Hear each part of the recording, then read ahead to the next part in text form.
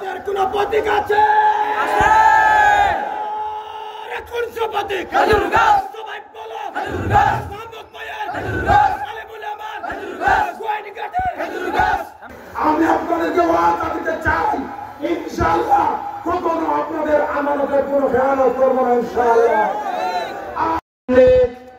গুরুত্বপূর্ণ বক্তব্য উপস্থাপন করবেন আজকের ইনসাফ ভিত্তিক রাষ্ট্র গঠনের সমাবেশের প্রধান বক্তা সিলেট ৪ গঞ্জার জনতা কোম্পানিগঞ্জের মাঠীয় মানুষের নেতা, আগামীর সংসদ জননেতা অ্যাডভোকেট মোহাম্মদ আলী।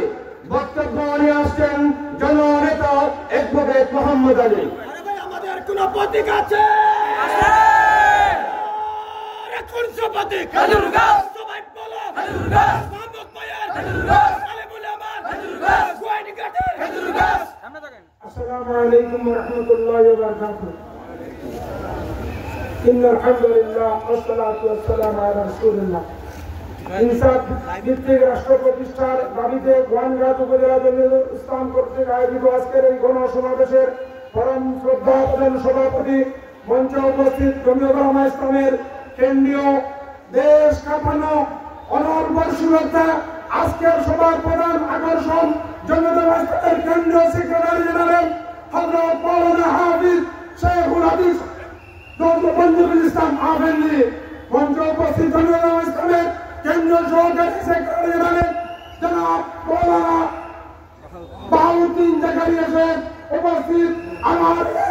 আমাদের এই জনতা সূর্য সন্তান আল্লামা মাইনুদ্দিন রহমাতুল্লাহ আলাইহি স্নেহধন্য ধন্য জমিয়তুল উলামার কেন্দ্রীয় আমির, জমিয়তুল উলামা ইসলামের কেন্দ্রীয় উপদেষ্টা আলহাজ শেখুল হাদিস হযরত মাওলানা আব্দুল্লাহ উপস্থিত ওলামায়ে কেরাম, উপস্থিত কমিটি জনতা, উপস্থিত ওলামায়ে কেরাম, জমিয়তুল উলামা ইসলাম খেজুর গাছ নবীর হকামকে সম্মান প্রদানকারী আজকের এই জনপদের স্বনামধন্য ওলামায়ে কেরাম এবং কমিটি জনতা।